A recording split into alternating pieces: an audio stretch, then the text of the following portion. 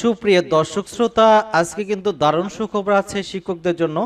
আপনারা দেখতে পাচ্ছেন যে মার্চ মাসের বেতন এবং বৈশাখী ভাতা নিয়ে যা বললেন মাউসিডি জি, এটা কিন্তু 10 এপ্রিলে 2025 প্রকাশিত।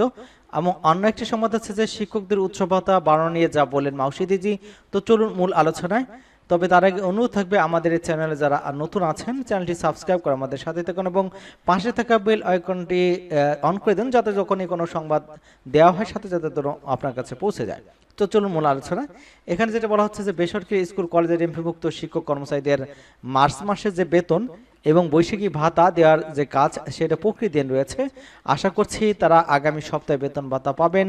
বৃহস্পতিবার সকালে ডেইলি ক্যাম্পাসের সাথে আলাপকালে এসব কথা বলেছেন মাধ্যমিক এবং উচ্চশিক্ষা অধিদপ্তরের মহাপরিচালক প্রফেসর ডক্টর মোহাম্মদ আজাদ খান। মাউসিডিজি বলেছেন, আমরা চেষ্টা করছি, তবে টেকনিক্যাল কিছু কারণে কিছুটা বিলম্ব হচ্ছে।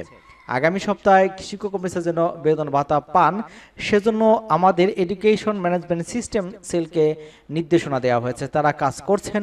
জানা গিয়েছে সরকারি কর্মকর্তা কর্মচারীরা ইএফটির মাধ্যমে বেতন ভাতা পান, তবে বেসরকারি শিক্ষা প্রতিষ্ঠানে কর্মরত এমপিভুক্ত শিক্ষক কর্মচারীদের বেতন ভাতা সরকারি কোষাগার থেকে ছাড় হলেও তারা রাষ্ট্রায়ত্ত 8টি ব্যাংকের মাধ্যমিকে অ্যানালগ পদ্ধতিতে ছাড় হয়।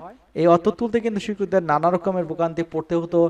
এর পরিপ্রেক্ষিতে আমরা দেখতে পাই যে গত 5 অক্টোবর শিক্ষক দিবসে ইএফটিতে বেসরকারি এমপিভুক্ত বেতন ভাতা দেওয়ার ঘোষণা দেয় শিক্ষা মন্ত্রণালয়।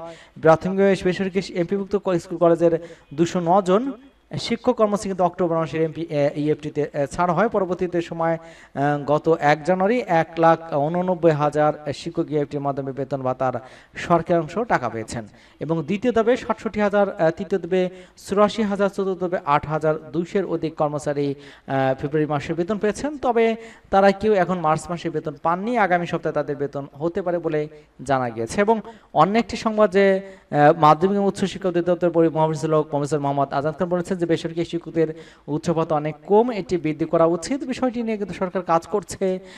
তিনি বলেছেন যে বেসরকারি শিক্ষকরা 3,125 টাকা উচ্চ ভাতা পান। এই অর্থ দিয়ে কিন্তু তাদের জন্য কেনাকাটা করবেন। শতভাগ ভাতার দাবি আপনি সমর্থন করেন কেমন প্রশ্রয় হবে? প্রফেসর মোহাম্মদ আজাদ খান বলেছেন যে বেসরকারি শিক্ষকদের উচ্চ ভাতা বৃদ্ধির বিষয়ে আন্দোলন করছেন। তাদের আন্দোলনের প্রেক্ষিতে সরকার ভাতা বৃদ্ধির কথা বলেছে। এখন কত টাকা বাড়বে সেটি সরকার ভালো বলতে পারবে, তবে শিক্ষকদের ভাতা বাড়ানো উচিত। জানা গেছে বেসরকারি স্কুল কলেজ মাদ্রাসা এবং কারিগরি শিক্ষা প্রতিষ্ঠানের কর্মরত বিভক্ত শিক্ষকের মূল বেতনের মাত্র 25% উৎসব ভাতা হিসেবে পেয়ে থাকেন। একজন সহকারী শিক্ষক বেতন ভাতা পান মাত্র 12,750 টাকা। সেই হিসেবে তার উৎসব ভাতা 3,125 টাকায়, যেটা কিন্তু একেবারেই অপ্রতুল। এবং এখানে যেটা বলা হচ্ছে যে সার্বনিম্ন এক শিক্ষক বলেছেন যে বেসরকারি শিক্ষকদের যে টাকা ঈদ বোনাস হিসেবে দেওয়া হয় তার চেয়ে গ্রামীণ এলাকার বাৎসরিক কাজের লোক বা ঈদের সময় অনেক বেশি টাকা বোনাস হিসেবে পায়।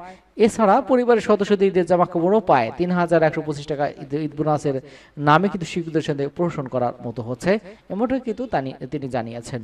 তো এ পর্যন্তই আজকে সংবাদের সর্বশেষ হাতে সংবাদ। সকলকে ধন্যবাদ জানাচ্ছি এবং আমাদের চ্যানেলকে যারা এখনো সাবস্ক্রাইব করেনি চ্যানেলটি সাবস্ক্রাইব করে আমাদের সাথে